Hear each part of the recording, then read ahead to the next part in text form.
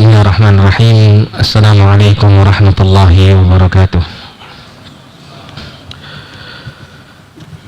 Innal hamdalillah nahmaduhu wa nasta'inuhu wa nastaghfiruh wa na'udzu billahi min shururi anfusina wa min sayyiati a'malina. Man yahdihillahu fala mudilla lahu wa man yudlil fala hadiya lahu. Asyhadu an la ilaha illallah wahdahu la syarika lahu wa asyhadu anna Muhammadan 'abduhu wa rasuluh. Qala Allah Ta'ala fi kitabihil karim, ya ayyuhalladzina amanu taqullaha haqqa tuqatih wa la tamutunna illa wa antum muslimun. Ya ayyuhan nasu taqu rabbakumul ladzi khalaqakum min nafsin wahidah wa khalaqa minha zawjaha wa batha minhuma rijalan katsiran wa nisaa'a wattaqullaha alladzi tasaaluna bihi wal arham innallaha kana 'alaykum raqiba. يا أيها الذين آمنوا اتقوا الله وقولوا قولا سديدا يصلح لكم أعمالكم ويغفر لكم ذنوبكم ومن يطع الله ورسوله فقد فاز فوزا عظيما.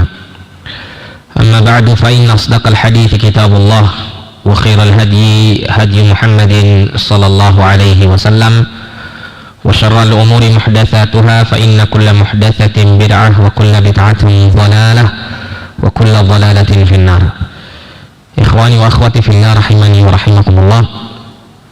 Alhamdulillah, pada kesempatan yang mulia ini kita bisa dipertemukan kembali oleh Allah Subhanahu wa taala untuk kita bisa bersama-sama bertafaqquh fid din, mempelajari ilmu agama Allah Subhanahu wa taala yang sangat kita butuhkan dalam kehidupan kita sehari-hari.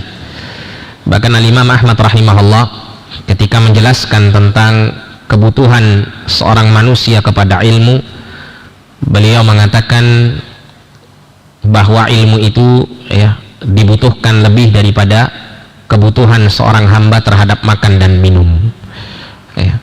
An-nasu muhtajuna ilal ilmi aktsar minat ta'ami wasyarab. Jadi manusia itu membutuhkan kepada ilmu itu jauh lebih banyak daripada kebutuhannya terhadap makan dan minum. Beliau kemudian menjelaskan, adapun manusia membutuhkan makan dan minum mungkin hanya sekitar beberapa kali saja dalam seharinya, 1 kali, 2 kali, 3 kali, masih bisa dihitung dengan jarinya. Akan tetapi kata beliau rahimahullah bahwa manusia itu membutuhkan ilmu bi'adadil anfas, sebanyak tarikan nafasnya. Oleh karena itu kalau kita perhatikan, bahkan sampai pada kita menggerakkan mata kita untuk melihat sesuatu, kita membutuhkan ilmu di sini. Bagaimana cara kita untuk menggerakkan mata ini jangan sampai kemudian menjadikan mata kita ini bermaksiat kepada Allah. Ini membutuhkan ilmu. Apalagi perkara-perkara yang lebih besar daripadanya. Dan tentunya kita tahu bahwa ketika kita menggerakkan mata kita, menghirup nafas dan mengeluarkannya, tentu ini kita lakukan setiap hari dengan jumlah yang sangat banyak. Dan Syekh atau Al-Imam Ahmad rahimahullah mengatakan bahwa ilmu itu dibutuhkan sebanyak tarikan nafas. Ini menunjukkan bahwa seseorang tidak boleh meremehkan dalam kaitannya dengan aktivitas menuntut ilmu ini, karena aktivitas menuntut ilmu adalah satu kebutuhan primer dalam kehidupannya. Karena kebutuhan seorang hamba kepada ilmu sangat besar. Dan alhamdulillah pada kesempatan yang mulia ini Allah berikan taufik kepada kita semuanya untuk kita bisa duduk di majelis ilmu dan mempelajari ilmu bersama-sama. Semoga Allah Subhanahu wa taala mengkaruniakan kepada kita ilmu yang bermanfaat dan taufik darinya untuk bisa mewujudkan ilmu tersebut menjadi amal yang saleh. Baik, kita akan lanjutkan pembacaan kitab Asyru Qawaid fi Tazkiyatin Nafs. Jadi 10 kaidah dalam pensucian jiwa. Sekarang kita masuk pada kaidah keberapa? Yang bulan lalu mencatat siapa? Masuk kaidah kedua sekarang ya? Atau masuk kaidah ketiga sekarang? Masuk kedua. Baik. Qala al-muallif hafizahullah, al-qa'idatu tsaniyah, kaidah yang kedua, ad-du'a'u miftahu zakatin nufus. Berdoa adalah kunci sucinya jiwa. Pada pertemuan yang lalu kita membaca tentang kaitannya dengan kaidah yang pertama, dan ini merupakan kaidah yang paling utama untuk kita kedepankan ketika kita mengharapkan untuk mendapatkan kesucian dan kebersihan jiwa kita dan hati kita, yaitu kita harus melandasi tauhid, ya, melandasi hati dan jiwa kita dengan ketauhidan. Kemudian yang kedua, kaidah yang kedua di sini disebutkan adalah ad-du'a miftahu zakatin nufus. Berdoa adalah kunci sucinya jiwa. Allah Subhanahu wa taala berfirman di dalam Quran surah Yusuf alaihissalam, ya, dalam Quran surah Yusuf ayat yang ke-53, ya. Ya, Allah Subhanahu wa taala berfirman, "Wa ma ubarri'u nafsi inna nafsa la'ammaratun bisu illa ma rahima rabbi inna rabbi ghafurur rahim." Ya, betul ya, surah Yusuf ayat 53. Allah Subhanahu wa taala mengabadikan perkataan Yusuf alaihissalam. Yusuf alaihissalam mengatakan, "Wa ma ubarri'u nafsi." Saya tidak menyatakan bahwa diri saya itu terbebas dari kesalahan. Seorang nabi mengakui bahwa dirinya terkadang juga melakukan kesalahan. Dan kemudian Yusuf mengatakan, "Innan nafsa la'ammaratun bisu." Sesungguhnya bagian daripada jiwa manusia itu ada yang namanya an-nafsu, ya, al-ammaratun bisu'i, ya, jiwa yang al-ammarah, jiwa yang selalu dan terus menerus memerintahkan, ya, kepada pemiliknya ini untuk melakukan keburukan. Ini yang disebut oleh Allah Subhanahu wa taala dalam Quran surah Asy-Syams al-fujur, ya, fa'alhamaha fujuraha wa taqwaha. Maka Allah mengilhamkan kepada jiwa manusia itu potensi untuk berdosa, potensi untuk berbuat buruk, dan potensi untuk bertakwa kepada Allah Subhanahu wa ta'ala. Nah, di dalam ayat ini Allah Subhanahu wa ta'ala mengatakan ada satu bagian dalam diri seseorang itu yang namanya an-nafsu al-ammaratu bisu, jiwa yang senantiasa mengajak untuk melakukan keburukan. Kemudian Allah mengatakan illa ma rahima rabbi, ya, Yusuf alaihissalam berkata kecuali jiwa yang dirahmati oleh Rabbku. Ini menunjukkan bahwa tidak akan ada orang yang bisa selamat dari kejahatan dirinya kecuali apabila dia mendapatkan rahmah dari Allah Subhanahu wa ta'ala. Kemudian bagaimana cara kita untuk mendapatkan rahmat Allah ini agar kita, ya, selamat dari bujukan rayuan daripada bagian jiwa kita yang selalu memerintahkan kita untuk melakukan keburukan? Maka salah satunya adalah apa yang dituangkan oleh Syekh di sini pada kaidah yang kedua, yaitu ad-du'a'u miftahu zakatin nufus. Ya, berdoa itu adalah kunci bersihnya atau sucinya jiwa. Kemudian Syekh mendatangkan sabda Nabi SAW, hadis yang dikeluarkan oleh Imam At-Tirmidzi dalam Al-Jami'. Qala Nabi alaihi salatu wassalam, "Laisa syai'un akrama 'ala Allah Ta'ala min ad-du'a." Tidak ada sesuatu pun yang lebih mulia di sisi Allah Tabaraka wa Ta'ala daripada berdoa. Ini menunjukkan bahwa ad-du'a, ya, berdoa itu adalah satu ibadah yang sangat agung, sangat mulia di sisi Allah Subhanahu wa taala. Nah, pertanyaannya di sini, mengapa doa itu adalah sebuah ibadah yang sangat mulia di sisi Allah? Disebutkan oleh Syekh di sini, fad-du'a'u min afdhalil ibadati 'indallahi Subhanahu wa taala li'anna fihi izharan lil 'ajzi wal iftiqar. Ya. Jadi berdoa itu termasuk dari ibadah yang paling afdal, paling utama di sisi Allah. Karena di dalam ibadah berdoa ini terdapat, ya, bentuk menampakkan diri seorang hamba di hadapan Allah atas kelemahannya, ya, atas kelemahannya, atas besarnya kebutuhannya kepada Allah Subhanahu wa taala. Ya, wa tadhallul wal inkisar, ya, dan adanya kerendahan diri di hadapan Allah Subhanahu wa taala, wal i'tiraf bi quwwatillahi azza wa jalla wa qudratihi. Dan di satu sisi ada bentuk pengakuan seorang hamba ketika berdoa kepada Allah atas kekuatan Allah dan kuasanya, atas kekuatan Allah dan kuasanya.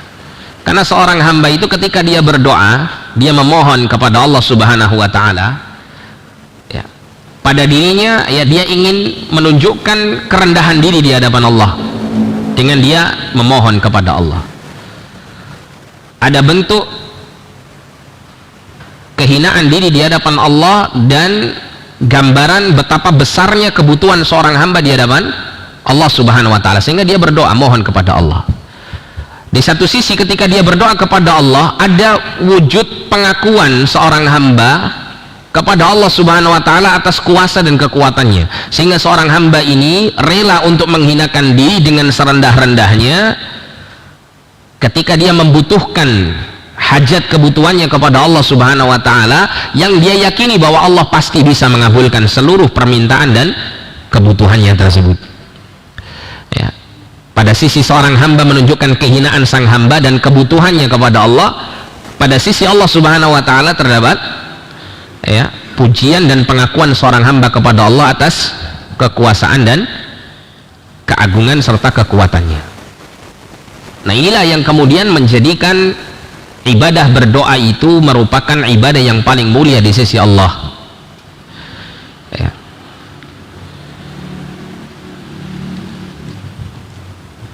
Yang mana ya kita bisa katakan dengan bahasa yang lain, ya, doa itu adalah ibadah yang paling mulia di sisi Allah disebabkan karena ia merupakan ibadah yang paling menampakkan kehinaan diri di hadapan Allah Subhanahu wa taala.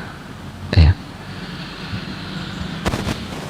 Dan setiap kali seorang hamba itu menghinakan diri kepada Allah dengan serendah-rendahnya, maka pada saat itu Allah akan mengangkat derajatnya di sisinya.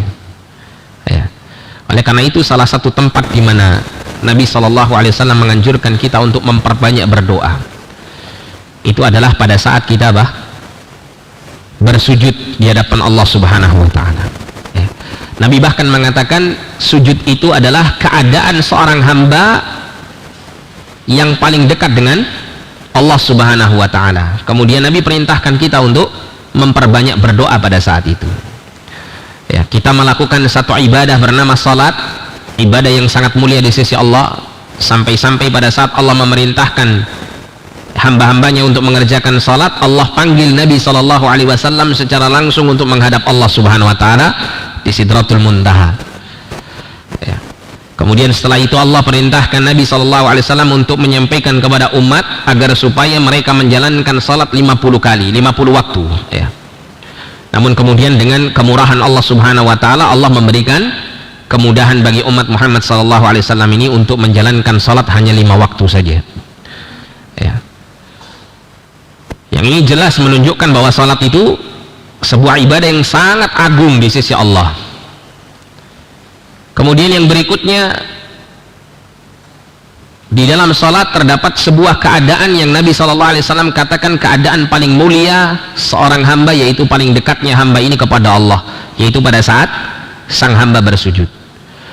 Kemudian dalam sujud Nabi SAW perintahkan seorang hamba ini untuk banyak berdoa. Ini menunjukkan setiap kali seorang hamba benar-benar dia melakukan ibadah kepada Allah dengan menghinakan diri sehina-hinanya di hadapan Allah, maka pada saat itu dia akan mendapatkan keutamaan yang besar dan akan dimuliakan oleh Allah Subhanahu wa taala. Dan Allah Subhanahu wa taala berfirman, "Inna akramakum indallahi atqakum." Sesungguhnya orang yang paling mulia di antara kalian di sisi Allah Subhanahu wa taala adalah orang yang paling bertakwa kepada Allah Subhanahu wa taala di antara kalian. Kemudian Syekh mengatakan, "Walahu atharun 'azimun fi fathi abwabil khair." Doa itu memiliki pengaruh yang sangat besar dalam membuka pintu-pintu kebaikan, seperti yang dikatakan oleh Syekhul Islam Ibnu Taimiyah rahimahullah dalam wasiatnya kepada Abul Qasim Al-Maghribi. Syekhul Islam mengatakan, "Ad-du'a'u miftahu kulli khairin." Berdoa itu adalah kunci segala kebaikan. Ya, doa itu adalah kunci segala kebaikan. fakullu khairin tarjuhu li nafsika wa turiduhu min khairatid dunya wal akhirah fatlubhu minallahi walja ilaihi fi nailihi wa tahsilihi. Maka tiap-tiap kebaikan yang kau harapkan untuk kau peroleh dan kau inginkan, baik itu kebaikan-kebaikan dunia maupun kebaikan-kebaikan akhirat, maka hendaklah engkau mencarinya dari sisi Allah Subhanahu wa ta'ala, ya. Mohonlah engkau kepada Allah Subhanahu wa ta'ala untuk meraihnya, dan hendaklah engkau sandarkan dirimu kepada Allah dalam rangka untuk meraih kebaikan-kebaikan tersebut. Wa qad wa'ada Allah Subhanahu wa ta'ala man da'ahu waltaja ilaihi bil ijabah. Faqala ta'ala wa qala rabbukum ud'uni astajib lakum. Dan sungguh Allah Subhanahu wa ta'ala telah menjanjikan kepada siapa saja yang berdoa kepadanya dan menyandarkan diri kepada Allah Subhanahu wa ta'ala bil ijabah, dengan dikabulkannya doa tersebut. Maka Allah Ta'ala berfirman, wa qala rabbukum ud'uni astajib lakum. Dan Rabb kalian berkata, ud'uni astajib lakum. Berdoalah kalian hanya kepadaku, niscaya aku akan mengabulkannya untuk kalian. Allah Subhanahu wa ta'ala dalam firman-Nya ini mengatakan, ya, ud'uni, berdoalah kalian kepadaku. Di sini ada perintah dari Allah Subhanahu wa ta'ala. Dan kalau kita belajar namanya ilmu usul fikih, kita akan mendapati bahwa perintah itu pada asalnya menunjukkan hukum wajibnya sesuatu yang diperintahkan, kecuali apabila ada qarinah atau indikasi yang lain dari dalil-dalil yang lain yang menunjukkan bahwa perintah itu dianjurkan, bukan sebagai kewajiban. Nah, sedangkan di sini Allah menggunakan, ya, perintah, ya, untuk memerintahkan manusia berdoa hanya kepadanya. Ud'uni. Di sini ada perintah untuk berdoa, dan di sini ada perintah untuk berdoa itu hanya kepada Allah, mentauhidkan Allah dalam berdoa, karena ad-du'a minal ibadah, doa itu termasuk dari bagian ibadah kepada Allah. Kemudian setelah itu Allah mengatakan astajib lakum, aku akan mengabulkannya untuk kalian. Jadi kalau kalian berdoa dengan memenuhi syarat perintah Allah ini, berdoa kepada Allah saja, tidak kepada yang lain, mentauhidkan Allah dalam berdoa, astajib lakum, aku janji, aku pastikan aku akan memenuhi permintaan kalian. Aku pastikan bahwa doa kalian kepadaku itu tidak akan sia-sia. Oleh karena itu dalam sebuah hadis Nabi SAW itu pernah mengatakan, ya, ma min muslimin yad'u bid'awatin laisa fiha ithmun wala qati'atu rahmin. Tidak ada seorang muslim pun yang berdoa kepada Allah yang mana dalam doanya itu tidak ada sesuatu yang dia minta berkenaan dengan kemaksiatan kepada Allah. Maksudnya apa di sini? Contoh misalnya ada orang berdoa, ya Allah, ya, berikanlah saya kekayaan supaya saya bisa, ya, berzina misalnya dengan harta yang kau berikan. Ini adalah berdoa dengan dalam rangka untuk minta, ya, sesuatu yang mengandung kemaksiatan. Maka doa seperti ini dia dikabulkan oleh Allah. Au qati'ati rahmin, atau tidak ada pada doanya tersebut permintaan yang mengandung pemutusan silaturahim. Seperti misalnya ada orang berdoa, ya Allah, ya, segerakan bapakku ini matinya, misal gitu, ya, supaya saya segera dapat warisannya, misal begitu. Ini doa pemutusan silaturahim, tidak dikabulkan sama Allah, ya. Kemudian Nabi mengatakan illa atahullahu biha thalath, ya, kecuali Allah Subhanahu wa ta'ala akan memberikan kepadanya, ya, ihda thalath, ya, salah satu dari 3 cara Allah mengabulkan doa. Yang pertama kata Nabi SAW, imma an tu'ajjala lahu da'watuhu, ada kalanya Allah akan menyegerakan, ya, doanya itu dikabulkan di dunia ini, cepat atau lambat pasti dikabulkan di dunia. Wa imma an yaddakhiraha lahu fil akhirah, dan ada kalanya Allah menyimpan doanya itu dan akan mengabulkannya di akhirat, ya. Ini semuanya sesuai dengan kehendak Allah, ya. Dan Allah Subhanahu wa ta'ala ketika mengabulkan, ya, dengan cara-cara yang Allah Ta'ala pilih, itu mengandung hikmah dan mengandung kemaslahatan untuk orang yang berdoa. Sehingga tidak boleh seseorang ketika dia berdoa dan dia telah berusaha untuk memenuhi persyaratan-persyaratan agar doa itu diterima oleh Allah, kemudian dia pesimis dan kemudian suudzon, berburuk sangka kepada Allah. Saya sudah berdoa beberapa tahun ini tapi kok kayaknya nggak dikabulkan sama Allah. Jangan, ya, tidak boleh seseorang itu suudzon, ya. Karena ketika Allah mengabulkan doa itu, Allah tidak merasa dipaksa oleh hamba untuk mengabulkannya. Allah bisa memilihkan mana di antara permintaan seorang hamba itu yang terbaik untuknya, terutama untuk kemaslahatan agamanya, ya, sehingga Allah SWT memberikannya. Dan Allah adalah Tuhan yang paling tahu tentang kemaslahatan kita, sedangkan kita adalah paling tidak tahu tentang kemaslahatan kita sendiri. Karena kita ketika berdoa mohon kepada Allah, ya Allah berikan saya kekayaan, kita terus berdoa mohon kepada Allah, ya, untuk mendapatkan banyak harta, ya. Namun kadang-kadang kita menganggap bahwa banyaknya harta yang kelak akan kita peroleh ini adalah maslahat untuk kehidupan kita. Sedangkan menurut Allah, Allah yang lebih tahu tentang kemaslahatan hamba. Allah menganggap bahwa sang hamba ini tidak akan mendapatkan maslahat sama sekali jika dia mendapatkan harta yang banyak, maka Allah tidak kabulkan di dunia, ya. Sehingga Allah mengabulkannya mungkin Allah kabulkan ketika seorang hamba ini menghadap Allah ketika di akhirat, dengan Allah memberikan kekayaan yang terbaik, yaitu di dalam al-jannah.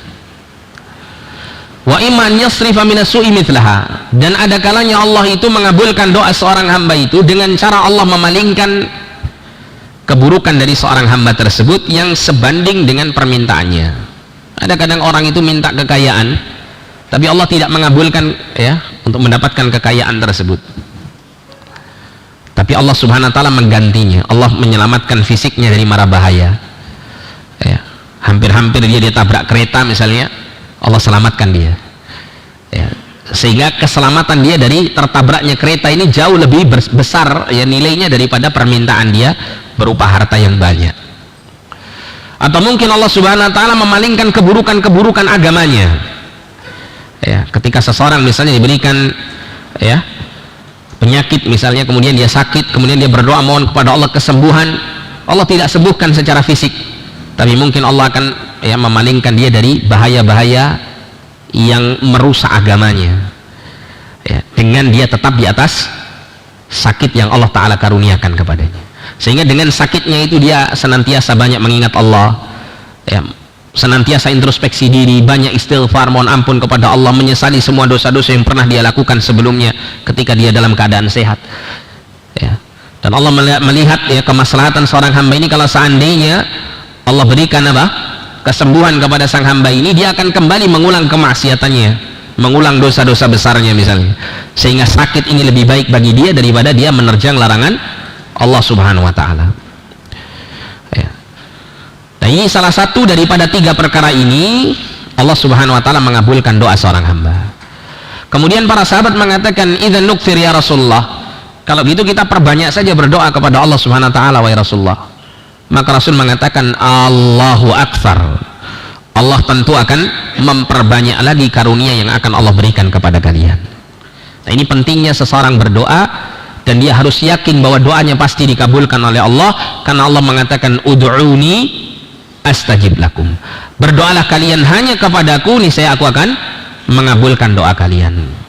Nah, sehingga di sini qala Amirul Mukminin Umar bin Khattab radhiyallahu an, inilah ahmilu hammal ijabah, sesungguhnya saya ini, ya, tidak ada keraguan-raguan, ya, atau tidak menginginkan, atau tidak khawatir gitu maksudnya, ya, tidak khawatir tentang pengkabulan doa, karena memang mesti Allah Subhanahu wa ta'ala mengabulkan doa hamba-hambanya. Walakin hammad doa, akan tetapi yang benar-benar aku inginkan itu agar Allah memberikan taufik kepadaku supaya aku bisa berdoa, ya. Yang menjadi angan-angan saya itu bukan dikabulkannya doa, karena pasti doa itu dikabulkan sama Allah, kata beliau.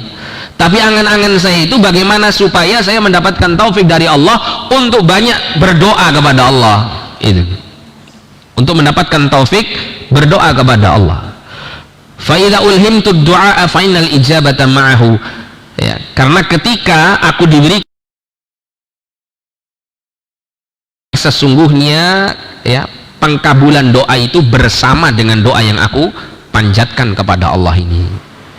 Ya, jadi Anda itu jangan khawatir ya, doa Anda itu tidak diterima oleh Allah. Jangan merasa khawatir dengan hal itu.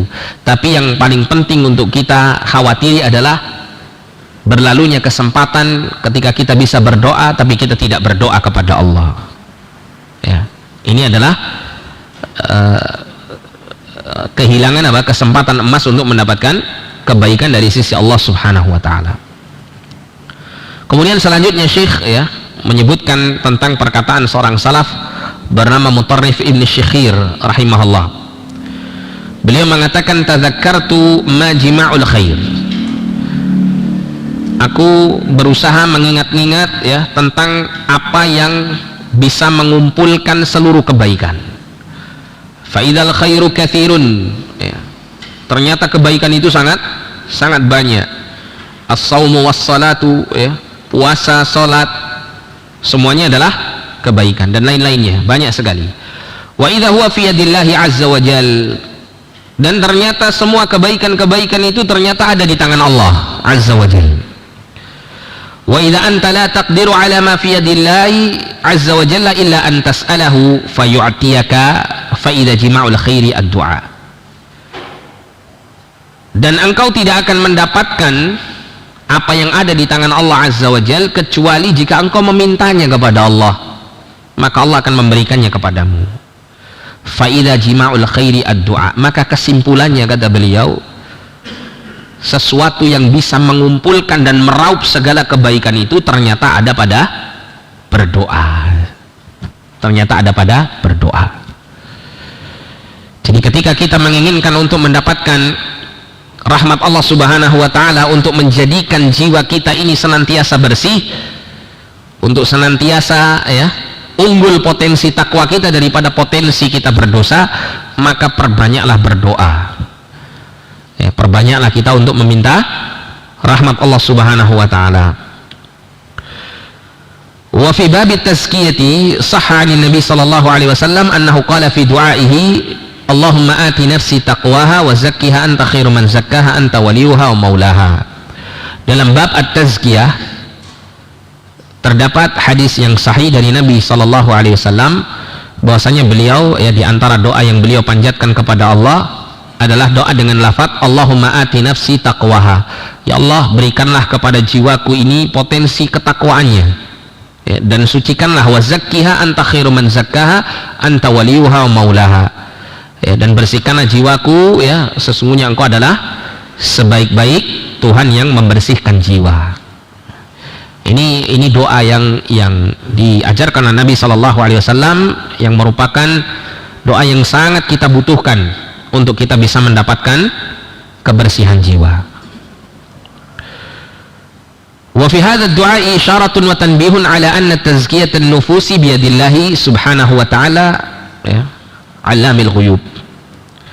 Di dalam doa ini terdapat isyarat dan peringatan bahwasanya ya, kesucian jiwa itu terdapat di tangan Allah Subhanahu wa taala, Tuhan yang Maha mengetahui perkara yang gaib.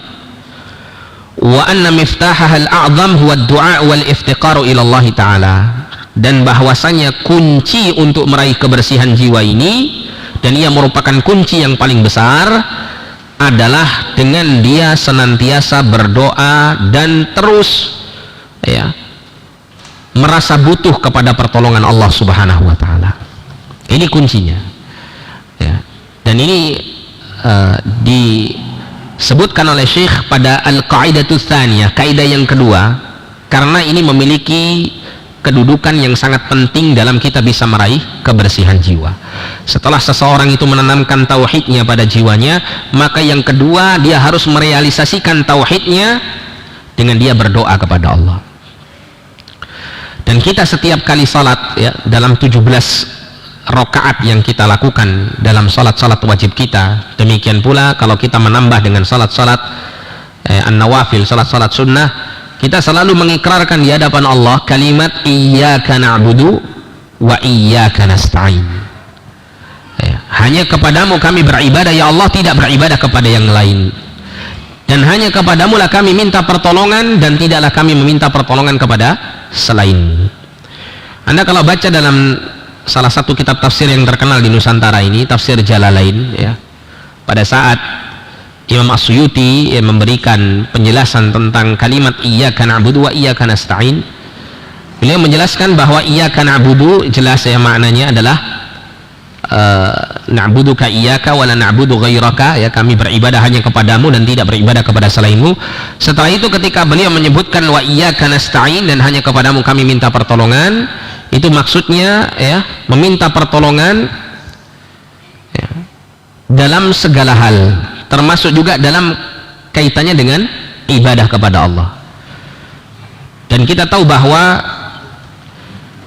tazkiyatun nufus, ya, usaha untuk mensucikan jiwa, ini termasuk perkara yang diperintahkan oleh Allah Subhanahu wa taala dan Rasulnya, dan dia termasuk bagian daripada ibadah kita kepada Allah Subhanahu wa taala. Dan dalam kalimat iyyaka na'budu wa iyyaka nasta'in kita bisa mengambil pelajaran bahwa seseorang itu tidak akan bisa dia menjalankan ibadah yang salah satunya adalah membersihkan dan memurnikan, mensucikan jiwa kita dari berbagai macam kotoran-kotoran jiwa, kecuali dengan kita memohon pertolongan hanya kepada Allah Subhanahu wa taala. Ya, sangat tepat sekali Syekh Abdul Razak hafizahullah taala menyebutkan kaidah kedua itu adalah berdoa kepada Allah dalam membersihkan jiwa.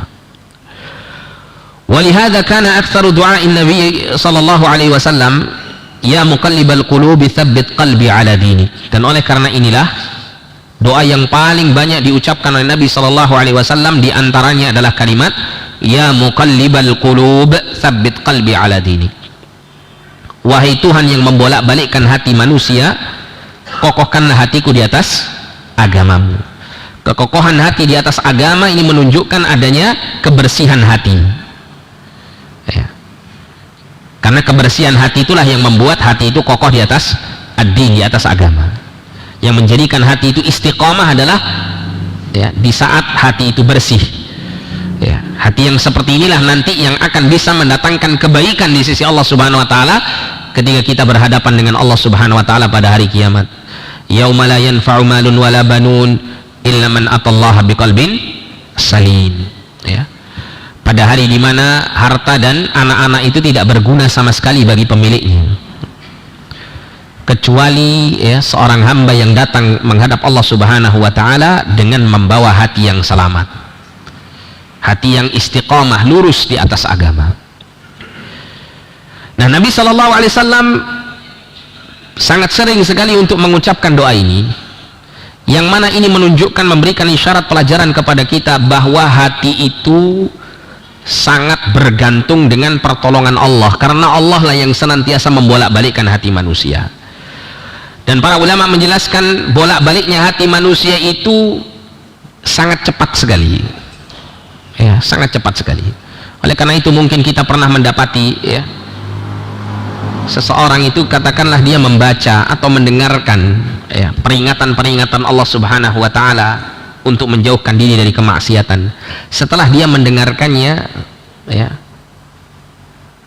tidak membutuhkan waktu berjam-jam, dia kemudian bermaksiat kepada Allah setelahnya. Ada orang yang awalnya dia salat ya, di masjid, tidak ada niat sama sekali untuk melakukan kemaksiatan. Ketika dia keluar dari masjid, dia mendapati ada kesempatan melakukan maksiat, mencuri misalnya, dia kemudian mencuri. Betapa cepatnya ya berbolak-baliknya hati manusia ini. Ada juga manusia yang bergelimang maksiat kepada Allah, kemudian Allah membalik hatinya menuju kepada agama dan ketaatan kepada Allah, segeralah dia untuk kembali kepada agama Allah Subhanahu wa taala. Sangat cepat sekali. Nah, berbolak-baliknya hati yang sangat cepat ini, yang Allah Subhanahu wa taala membolak-balikkan hati tersebut, maka tentunya kita membutuhkan ya al-iltija ilaihi, menyandarkan diri kepada Allah, Tuhan yang membolak-balikkan hati manusia dengan cepat ini, supaya hati kita ini tidak mudah untuk dibolak-balikkan di atas keburukan, di atas ya, kemaksiatan, di atas ya, kesesatan. Sehingga Nabi SAW ya menyadari tentang hal ini, beliau kemudian memperbanyak mengucapkan ya muqallibal qulub tsabbit qalbi ala dini. Wahai Tuhan yang membolak-balikkan hati manusia, kokohkan hatiku di atas agamamu. Ya, jadi kalau kita menyimpulkan ya dari apa yang kita pelajari di sini, kita ini sangat-sangat butuh untuk terus berkomunikasi dengan Allah, terus berdoa mohon kepada Allah. Ya. Oleh karena itu Nabi SAW itu manusia yang paling banyak mengingat Allah Subhanahu Wa Taala. Ya, banyak mengingat Allah Subhanahu Wa Taala. Ya, karena Nabi SAW ya yadhkurullaha fi kulli ahyani. Adalah Nabi SAW itu berzikir kepada Allah dalam seluruh keadaannya. Dalam keadaan senang Nabi berzikir mengingat Allah, dalam keadaan susah Nabi SAW berzikir mengingat Allah Subhanahu Wa Taala. Dalam memulai aktivitas, dalam mengakhiri aktivitas, di tengah-tengah aktivitas Nabi SAW banyak berzikir dan berdoa kepada Allah Subhanahu Wa Taala. Ya, sehingga di sini ya kita dapati bahwa berdoa yang merupakan salah satu wujud kita menghubungkan diri dengan Allah ini harus terus kita perbanyak. Ya, harus terus kita perbanyak. Ya. Dan ketika seseorang memahami betul tentang bahayanya ya seseorang itu lalai sedetik pun dari Allah Subhanahu Wa Taala, maka dia akan terus berusaha untuk mengingat Allah dan berdoa kepadanya.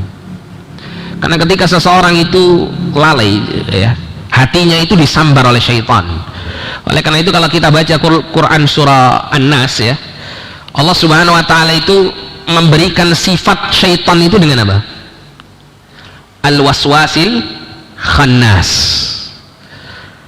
makhluk yang suka memberikan waswas ya, meniupkan waswas ke dalam hati manusia, tapi dia ini khannas. Khannas itu apa artinya? Khannas itu suka sembunyi dia ya, suka sembunyi. Kalau Anda baca dalam tafsir Quran surah An-Nas ini, Anda akan mendapatkan ya keterangan bahwa syaitan itu dia tidak akan berani untuk mendekatkan dirinya dengan hati yang selalu terkoneksi dengan Allah Subhanahu Wa Taala, hati yang selalu membutuhkan Allah, hati yang selalu berdoa, hati yang selalu berzikir, hati yang selalu bertakwa kepada Allah Subhanahu Wa Taala. Syaitan itu tidak berani untuk mendekati hati yang seperti ini karena syaitan tidak punya kemampuan untuk ya mengganggu hati yang demikian. Akan tetapi apakah syaitan kemudian menjauh sejauh-jauhnya dari hati seperti ini? Tidak. Syaitan bersembunyi ya. Syaitan bersembunyi dan terus dia mengintai hati itu, kapan hati itu ya lalai ya, kapan syaitan bisa mendapatkan bagian dari hati itu, maka syaitan dengan cepat akan masuk dan menyambar hati tersebut. Sehingga disebutkan syaitan itu sebagai al-khannas ya, al-khannas. Nah, ketika hati manusia ini berzikir kepada Allah, berdoa kepada Allah, maka syaitan akan menyingkir ya, dan ketika hati itu lalai, hati itu terputus koneksinya dengan Allah Subhanahu Wa Taala, hati itu lupa dengan berdoa, memohon dan ya membutuhkan Allah Subhanahu Wa Taala, maka kemudian hati itu akan disambar oleh syaitan. Allah berfirman, wa may ya'shu an dzikrir rahman nuqayyid lahu syaitanan fahuwa lahu qarin. Dan barang siapa yang ya'shu an dzikrir rahman, dia berpaling dari peringatan ar-Rahman, dia berpaling dari agama, dia berpaling dari mengingat Allah, dia berpaling dari berdoa, dia berpaling dari agama Allah Subhanahu Wa Taala, nuqayyid lahu syaitanan, kami akan kuasakan pada diri seorang hamba tersebut syaitan ya, syaitan itu akan berkuasa pada dirinya.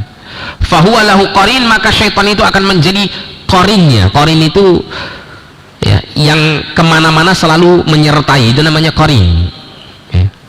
Sehingga Nabi SAW sampai mengatakan tidak ada seorang pun dari hamba Allah kecuali ada qarinnya dari bangsa jin ya, syaitan yang senantiasa mengajak manusia untuk melakukan perbuatan dosa ya. Kecuali Nabi SAW, qarinnya Nabi SAW itu ditundukkan oleh Allah sehingga tidaklah qarin tersebut memerintahkan kepada Nabi kecuali kebaikan saja. Baik, kita lanjutkan di sini. Famata ijtama'a 'alal 'abdi qalbuhu, maka ketika ya hati seorang hamba itu terkumpul ya, maksudnya terkumpul itu artinya adalah fokus gitu ya, wa sadaqat daruratuhu wa faqatuhu, dan sangat-sangat jujur dalam menunjukkan kebutuhannya kepada Allah Subhanahu Wa Taala atas pertolongannya, wa qawiya raja'u, dan hati itu semakin kuat harapannya kepada Allah, walam yata'ajjalil ijabah, dan pada saat dia berdoa dia tidak tergesa-gesa untuk mendapatkan atau menginginkan mendapatkan keterkabulan doa dari Allah Subhanahu wa taala, karena dia yakin bahwa Allah mengabulkan doanya dan Allah pasti akan memilihkan waktu yang terbaik untuk mengabulkan doanya tersebut.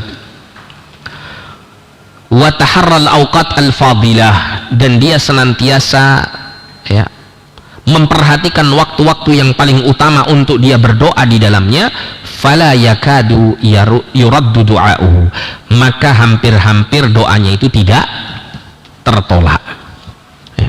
Jadi ini kunci ya, agar seseorang itu mendapatkan keterkabulan doa dari Allah, maka hendaklah dia ya benar-benar memfokuskan hatinya itu di hadapan Allah Subhanahu wa taala dalam berdoa, benar-benar memunculkan dalam hatinya ya dengan kejujuran, bukan dengan apa, dengan dibuat-buat gitu ya, bahwa dirinya itu benar-benar membutuhkan Allah Subhanahu wa taala dan pertolongannya.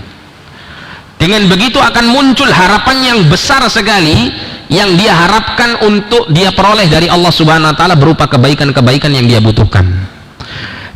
Dan kemudian dia bersungguh-sungguh melawan hawa nafsunya untuk senantiasa mengintai hari-hari dan waktu-waktu ya yang doa itu senantiasa dikabulkan oleh Allah jika seorang hamba berdoa pada hari tersebut atau waktu tersebut ya, karena dia memang benar-benar butuh sama Allah, dia akan mencari mana waktu-waktu yang sangat ya yang sangat mulia yang Allah Subhanahu wa taala menjadikan waktu-waktu tersebut akan lebih terkabul doa seseorang apabila berdoa di dalamnya ya. Maka dengan keadaan yang seperti ini seorang hamba itu pasti akan dikabulkan doanya oleh Allah Subhanahu wa taala. Kemudian Syekh mengatakan wa a'dhamu ma yu'inuka 'ala ad-du'a'i ma'rifatuka anna zakata nafsika bi yadillahi 'azza wa jalla. Dan perkara yang paling besar yang akan membantumu untuk bisa berdoa kepada Allah adalah ya pengetahuanmu bahwa sucinya jiwamu ini adalah di tangan Allah Azza wa Jalla. Bersihnya jiwamu itu adalah ada di tangan Allah Azza wa Jalla. Fallahu subhanahu wa ta'ala huwa alladhi yuzakki man yasha'u wal amru kulluhu lahu wa tahta masyiatihi kama qala Allah ta'ala balillahu yuzakki man yasha'. Ya. Maka Allah Subhanahu wa taala dialah Tuhan yang bisa membersihkan jiwa siapa saja yang Allah taala kehendaki. Dan perkara ini semuanya ada di tangannya dan di bawah kehendaknya. Ya, jadi ya, siapa-siapa yang disesatkan oleh Allah maka dia pasti akan tersesat, dan siapa-siapa yang diberikan hidayah oleh Allah dan istiqamah lurus dia di atas hidayah tersebut maka tidak akan ada yang bisa menyesatkannya. Man yahdihillahu fala mudhillalah wa may yudlil fala hadiyalah. Siapa yang Allah berikan hidayah kepadanya tidak akan ada satupun selain Allah yang bisa menyesatkannya, dan siapa saja yang Allah Subhanahu wa taala sesatkan maka tidak ada satupun dari selain Allah yang bisa memberikan hidayah kepadanya. Siapa-siapa yang Allah Ta'ala bersihkan hatinya, jiwanya, maka tidak ada satupun yang bisa mengotorinya selain Allah. Dan siapa-siapa yang Allah Subhanahu Wa Ta'ala jadikan hatinya dan jiwanya itu kotor atas kemaksiatan yang dilakukannya, maka tidak ada satupun yang bisa membersihkannya kecuali Allah Subhanahu Wa Ta'ala. Maka keyakinan seperti ini harus kita tanamkan betul dalam jiwa kita. Kalau kita tahu bahwasanya jalan menuju kepada keberuntungan hidup di dunia wal akhirah adalah dengan seseorang membersihkan jiwanya, sebagaimana Allah mengatakan qad aflaha man zakkaha, sungguh beruntung bagi orang yang mensucikan jiwanya, maka dia harus meyakini hal ini ya, bahwa kunci untuk dia bisa ya menuju kepada keberuntungan hidupnya dengan bersihnya jiwa ini adalah dengan al-isti'anatu billah ya, memohon pertolongan kepada Allah dan senantiasa berdoa kepadanya.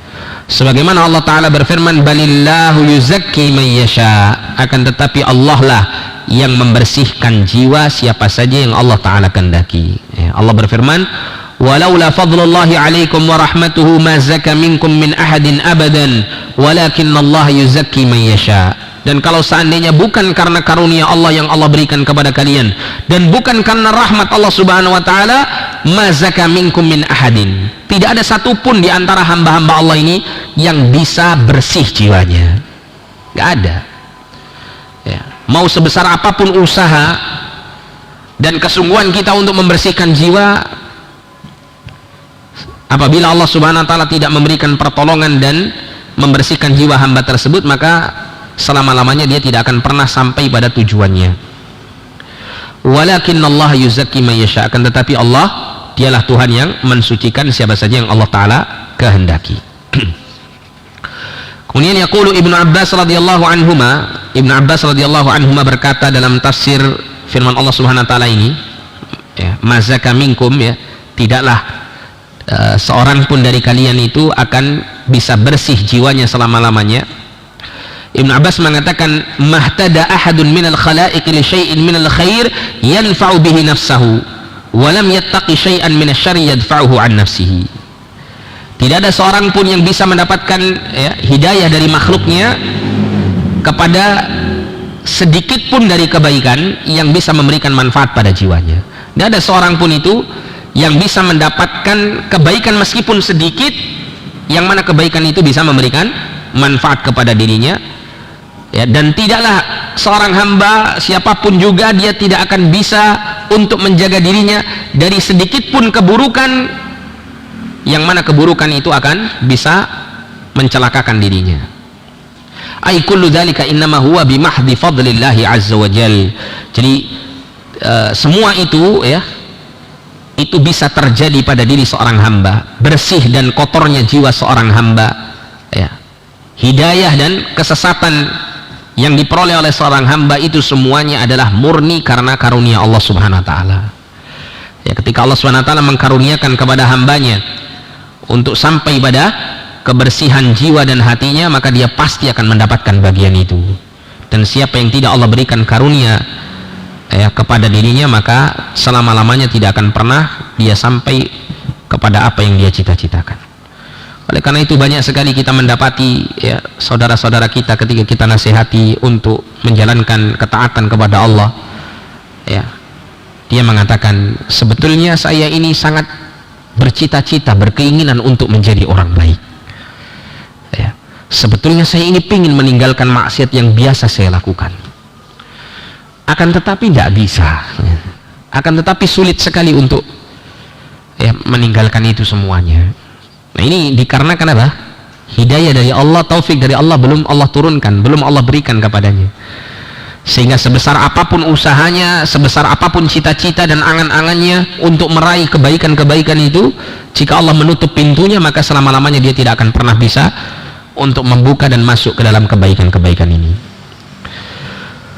Wa qala al-Barra radhiyallahu an, Al-Barra ibn Azib radhiyallahu an, sahabat Nabi mengatakan, kana Rasulullah sallallahu alaihi wasallam yaumal ahzabi yanqulu ma'ana at-turab wa laqad wara at-turabu bayad batnihi wa huwa yaqulu wallahi laula Allahu mahtadaina wa la tasaddaqna wa la sallaina.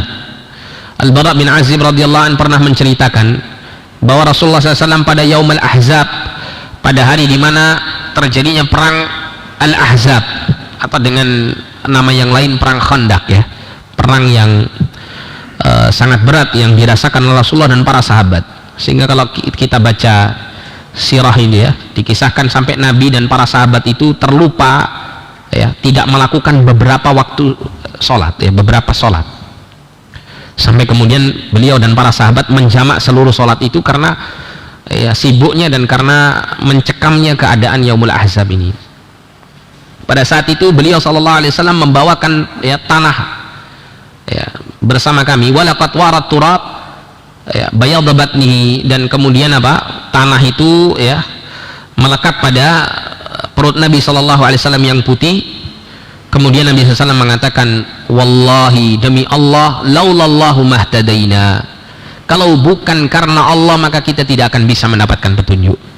Wala tasaddaqna wala sallaina, kami tidak akan bisa bersedekah dan kami tidak akan bisa melakukan salat.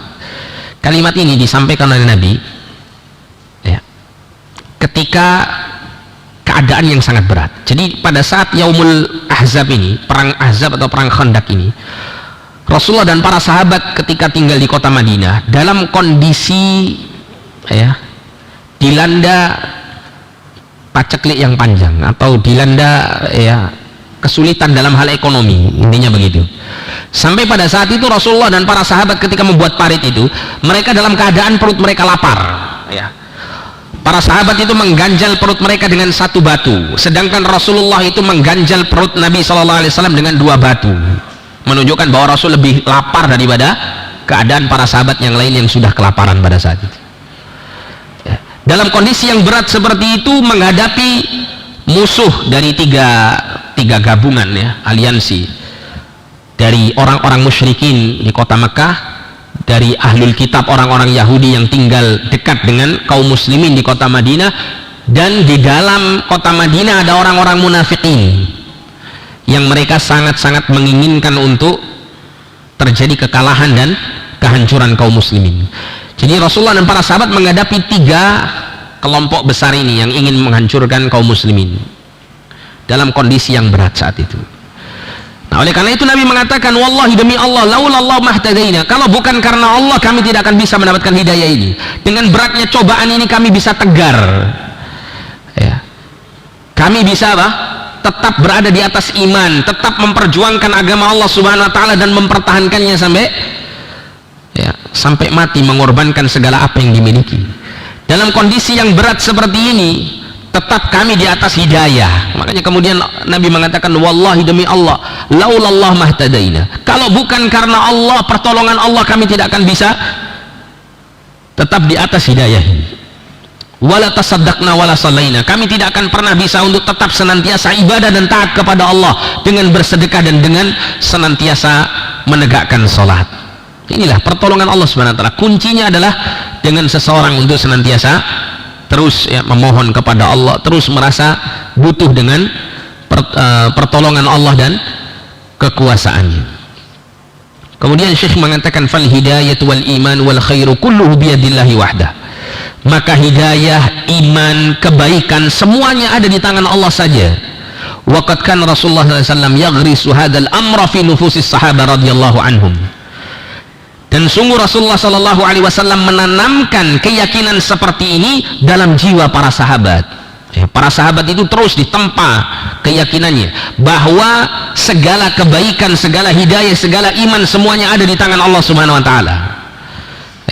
Wa yu'akkidu alaihi bistimrar, dan Nabi terus menekankan kepada para sahabat atas perkara ini terus menerus. Fakana sallallahu alaihi wasallam yastahillu, ya, khutabahu biqaulihi man yahdihillahu fala mudhillalah wa man yudlil fala hadiyalah. Maka Rasulullah sallallahu alaihi wasallam itu senantiasa memulai khutbah-khutbahnya dengan selalu mengatakan, man yahdihillah, siapa saja yang Allah taala berikan hidayah, fala mudhillalah, maka tidak ada satupun yang bisa memberikan kesesatan kepadanya. Wa man yudlil fala hadiyalah, maka barang siapa yang disesatkan oleh Allah, fala hadiyalah, maka tidak ada satupun yang bisa memberikan hidayah kepadanya. Kemudian Syekh menutup, ya, bab ini dengan mengatakan, fahadal aslu huwa a'zamul abwabi li tazkiyatin nafs, ya, pokok atau landasan ini atau kaidah ini adalah pintu yang paling besar untuk menyampaikan seorang hamba kepada kebersihan jiwa. Faman alima anna salaha nafsihi wa zakatiha wa istiqamatiha biyadillahi azza wa jal laja'a ilaihi, maka barang siapa yang mengetahui bahwasanya baiknya jiwanya dan bersihnya serta istiqomahnya hatinya itu berada di tangan Allah azza wa jal, maka tentunya dia akan bersegera menyandarkan diri kepada Allah.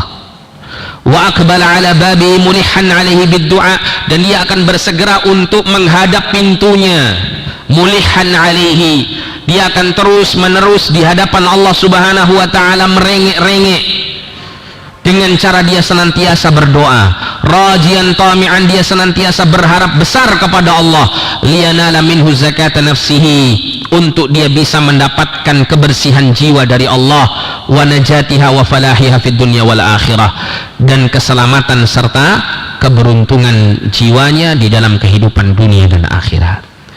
Ini adalah apa yang disampaikan oleh Syekh Abdul Razak bin Abdul Muhsin Al-Badr hafizahullah ta'ala pada kaidah yang kedua, ya, bahwa salah satu kunci untuk kita bisa meraih kebersihan jiwa adalah dengan kita senantiasa berdoa kepada Allah, memohon agar Allah membersihkan jiwa kita dan senantiasa membimbing hati kita di atas jalan yang lurus. Tapi insyaallah untuk al-qaidatus tsalitsah, kaidah yang ketiga, kita akan baca pada pertemuan yang akan datang biidznillah taala berkenaan dengan Al-Qur'anul Karim, ya, bahwa Al-Qur'anul Karim adalah sumber tazkiyatun nufus, ya, sumber dari pensucian jiwa. Tapi ini sudah masuk Isya ya. Ada pertanyaan sebelum kita tutup? Iya, silakan Pak.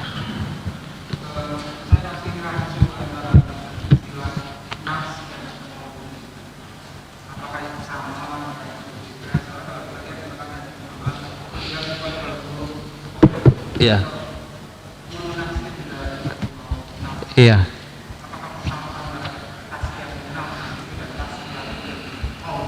Iya. Wallahu a'lam, antara nafs dan qalb ini para ulama tidak membedakannya, ya. Kalaupun ada perbedaan antara keduanya, ini perbedaan, ya, perbedaan yang ringan, ya, bukan perbedaan yang besar. Artinya terkadang para ulama menyebut al-qalb itu dengan an-nafs, ya. Terkadang an-nafs ini, ya, itu memiliki konotasi atau sinonim daripada apa? Al-qalb. Atau bisa dikatakan an-nafs itu, ya, bagian dari apa yang Allah Ta'ala berikan kepada jiwa manusia, gitu ya, yang mana an-nafs ini sangat dekat dengan al-qalb, ya. Kalau al-qalb itu bisa kita katakan mungkin tempatnya, gitu ya, sedangkan an-nafs itu adalah apa yang ada di dalam al-qalb ini. Ada yang menyatakan demikian, tapi ada juga yang tidak membedakannya. Yang jelas wallahu alam, antara al-qalb dan an-nafs ini kalaupun ada perbedaan itu sangat tipis, sehingga kita bisa katakan bahwa an-nafs itu adalah al-qalb dan al-qalb adalah an-nafs, ya. Wallahu a'lam bishawab. Iya, silakan.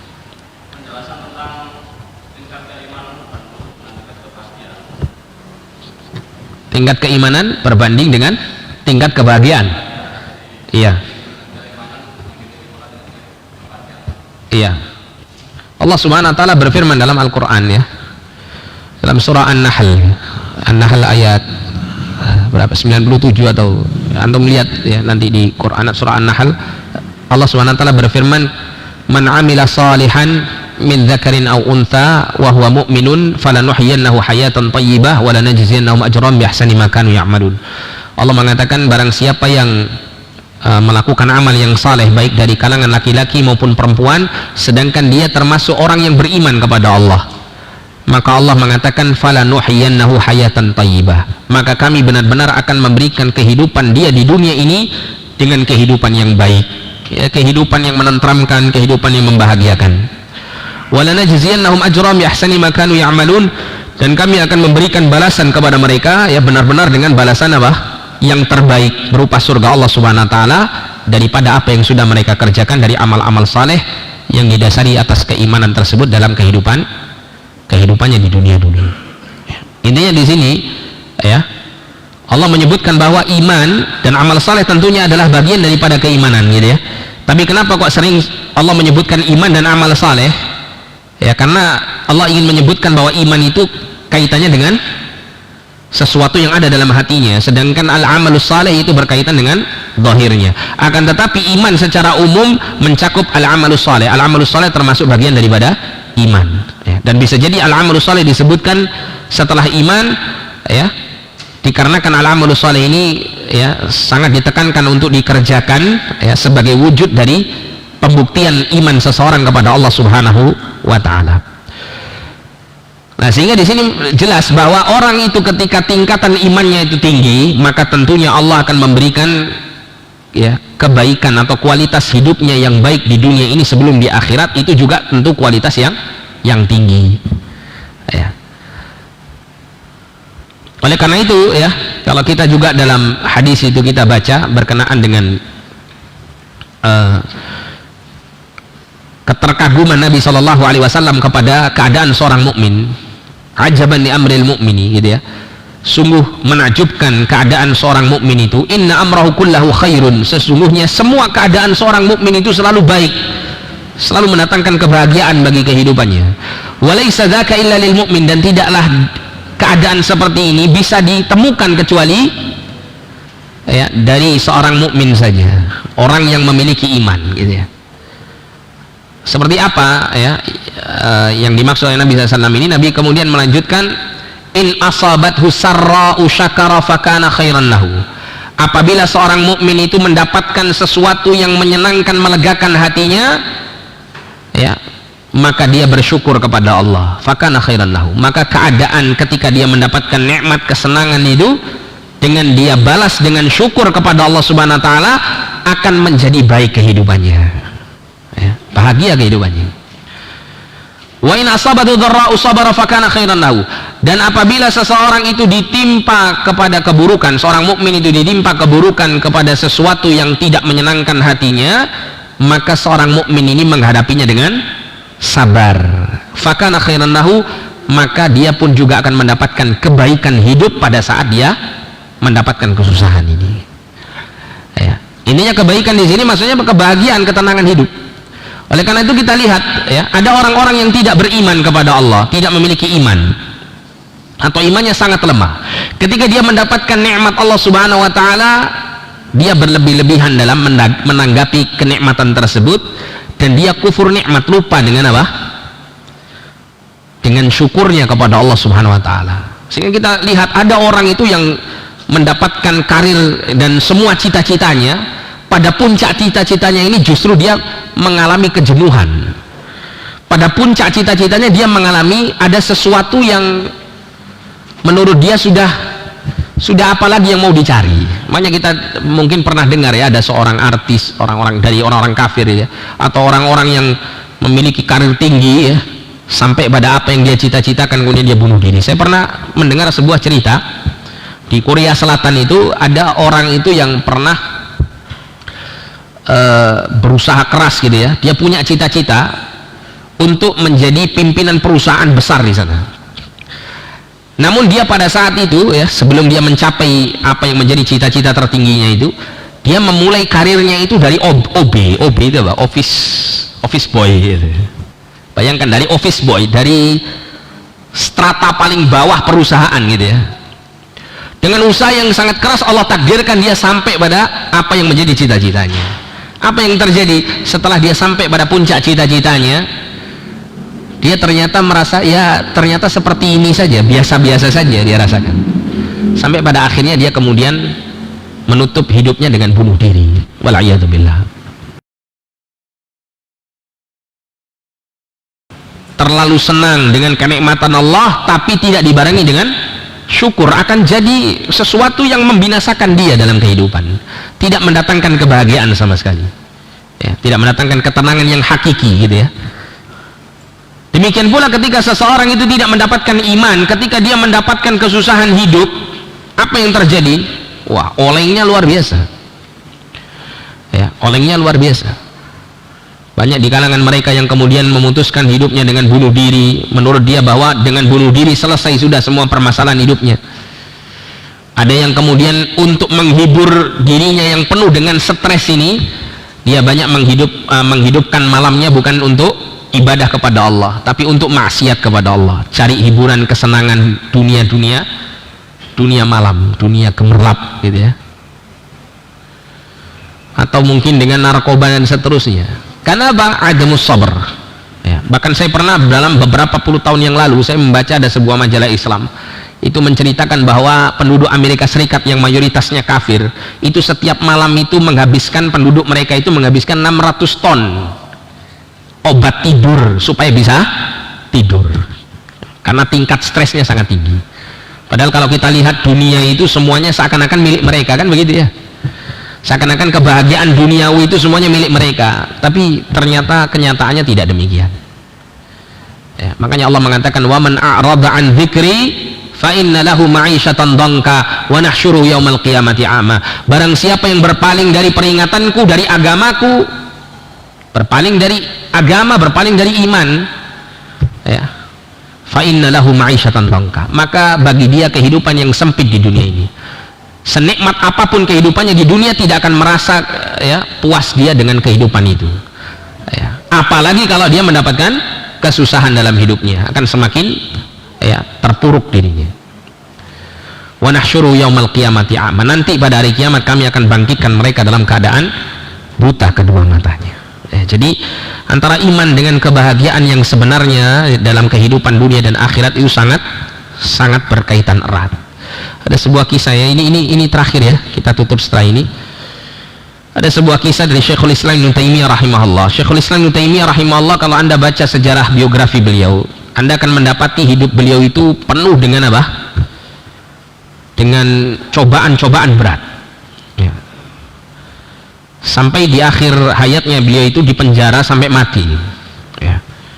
Tapi Masya Allah ya, Ibnu Qayyim rahimahullah ketika menceritakan tentang keadaan bagaimana bahagianya yang hakiki yang dimiliki oleh gurunya ini, beliau menceritakan kami murid-muridnya yang hidup tinggal di luar penjara, ketika menghadapi kesulitan hidup, menghadapi tantangan dalam dakwah, tantangan dalam cobaan-cobaan hidupnya gitu ya, dalam keadaan gundah gulana seperti ini, kami murid-murid Ibnu Taimiyah rahimahullah akan mengunjungi penjara untuk melihat dan mendengarkan nasihat-nasihat guru kami di dalam penjara.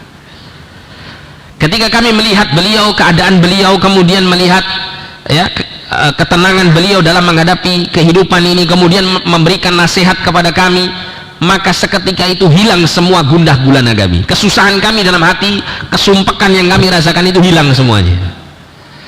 Bayangkan ini orang di luar penjara cari ketenangan dari nasihat orang yang di penjara. Kalau kita melihat secara fisik, orang di penjara itu lebih susah daripada orang yang bebas di luar, kan begitu. Tapi kebalikannya keadaannya. Ini menunjukkan kualitas iman yang tinggi. Bahkan beliau sampai mengatakan ya, jika seseorang itu tidak masuk ke dalam surga dunia, inna fid dunya jannatan, kata beliau, sesungguhnya di dunia itu ada surga ya. Man lam yadkhulha lam yadkhul ya jannatal akhirah. Siapa yang tidak bisa masuk ke dalam surga yang ada di dunia ini, maka dia tidak akan bisa masuk di dalam surga di akhirat. Kemudian murid-muridnya bertanya, surga apa yang Anda maksudkan wahai Syekh? Beliau mengatakan jannatul iman. Surga iman itulah yang merupakan surga dunia, yang siapa saja yang memilikinya, dia tidak akan hanya merasakan kebahagiaan di dunia, tapi juga akan terus dia rasakan kebahagiaan itu sampai di akhirat. Ya, jadi ini kaitannya antara al-iman dengan kebahagiaan hidup. Mudah-mudahan Allah Subhanahu wa taala memberikan taufik kepada kita semuanya untuk senantiasa menetapi iman ini, dan terus ya Allah berikan taufik kepada kita untuk selalu meningkatkannya, dan kita memohon kepada Allah Subhanahu wa taala agar Allah melindungi kita dari berbagai macam fitnah ya, yang merusak dan membuat ragu keimanan kita ya, melunturkan iman kita, dan kita berharap mudah-mudahan kita diistiqomahkan di atas jalan yang lurus sampai kita menghadap Allah di atas husnul khatimah, dihindarkan dari su'ul khatimah. Wallahu ta'ala a'la wa a'lam. Jazakumullahu khairan katsira. Kita tutup dengan doa kafaratul majlis. Subhanakallahumma wa bihamdika asyhadu an la ilaha illa anta astaghfiruka wa atubu ilaik. Wa sallallahu ala nabiyyina Muhammadin wa ala alihi wa sahbihi wasallam, wa akhiru da'wana alhamdulillahi rabbil alamin. Wa la'afu minkum. Wassalamu alaikum warahmatullahi wabarakatuh.